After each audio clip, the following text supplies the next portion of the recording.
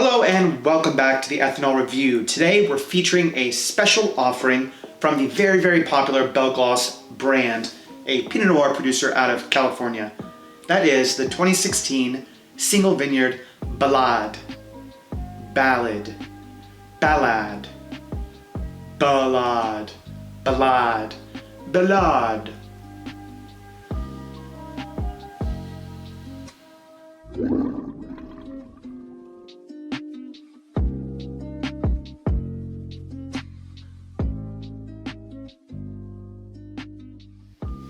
I have a feeling that most wine drinkers recognize this brand, even non-wine drinkers.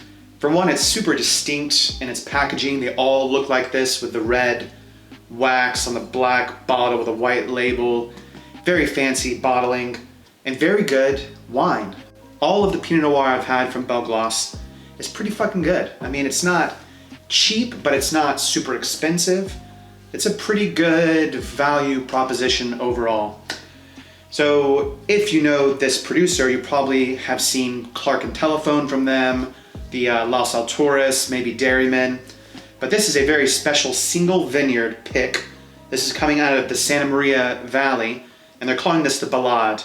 This is 2016, which I believe the translation from French is wanderer or wandering or ride, or I guess kind of indicating exploration.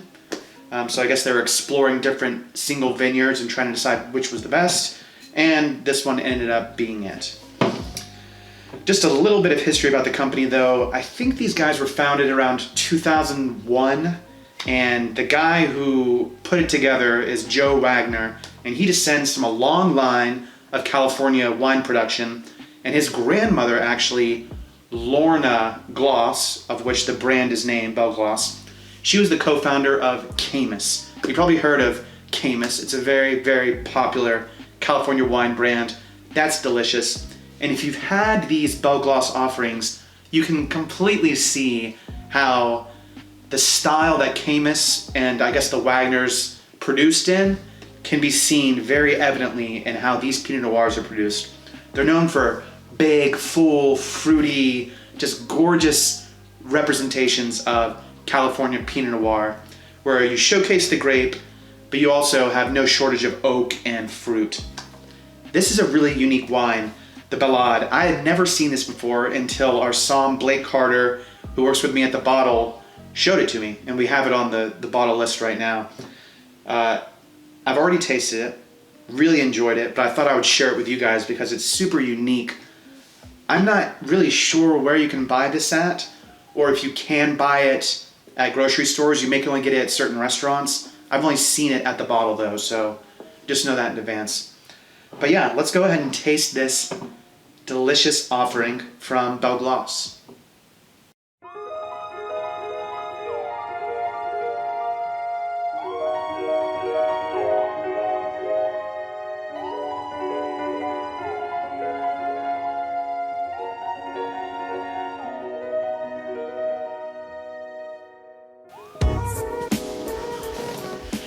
So we've got a pretty dark wine here. Really deep, dark purple. We have a ruby undertones with really dark purple in the center of the hue. Wow. I love Belle Glos. I don't know if I've ever met anyone who had some Belle Glos and was like, oh, it's terrible. I mean, they just make really solid fucking wines.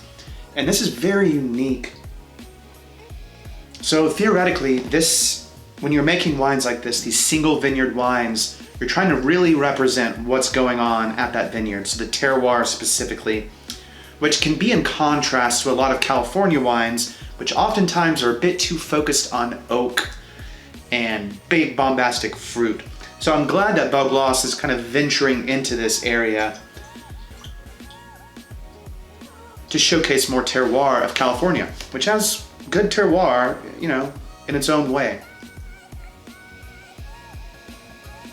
So there's certainly a lot of fruit here, a lot of big, beautiful fruit, but underneath there is some soil, there's a little bit of that earth There's like the vines themselves, if that makes any sense.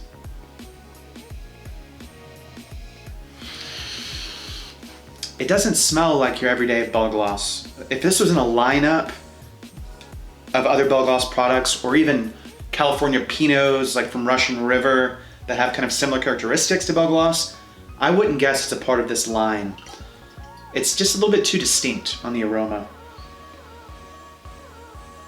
There's a nice custard in there. Oh, I love custard.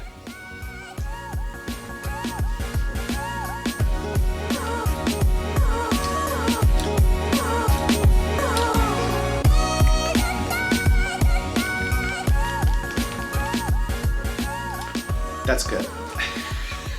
That's good. This is complex. Initial, mid, finish, all are good. All are a little distinct. This is top notch. This is good wine. This is good wine.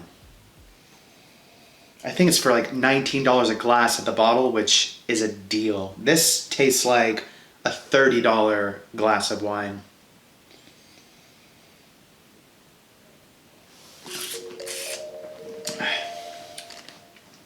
Still has a good full body. I wouldn't say it's sweet, but there's a little bit of residual sugar there. It's not particularly dry, it's not particularly tannic, but it's got good structure still. It's not just a big flabby fruit bomb. There's some real structure here. You can tell there is a lot of technique that went into making this wine. Multiple dimensions of character here. This is good. I think this, even though it's different from Clark and Telephone, I think are like just as good. And I'm a big fan of Clark and Telephone. I know it's a bit cheesy for you wine nerds out there, but I find Clark and Telephone to be fucking awesome. And this is just as good, just different. A bit more unique, a bit more kind of going on with it. Absolutely gorgeous though. Like I said, I don't know where you can get this because I'd never seen it before. I'm pretty sure this is the first YouTube video made on this wine, which is pretty fucking surprising because I don't think there's a single video I've made that someone else hasn't covered in their own way at least. Maybe a couple. But that just goes to show this is something pretty damn special. I would be on the lookout for it. I'm not sure exactly where you'd find it. You could try maybe Liquor Express or Mary's Grocery or maybe Church Street Wine. I'm not really sure who would carry it, to be honest, other than we have it at the bottle. But yeah, shit. Thanks for watching. I really appreciate your time. This is a pretty cool alcohol here. It's pretty damn good. I can't wait to finish the rest of this bottle. Maybe I'll share some with my wife. I don't know, I'm feeling generous. Anyhow, cheers. See you next time.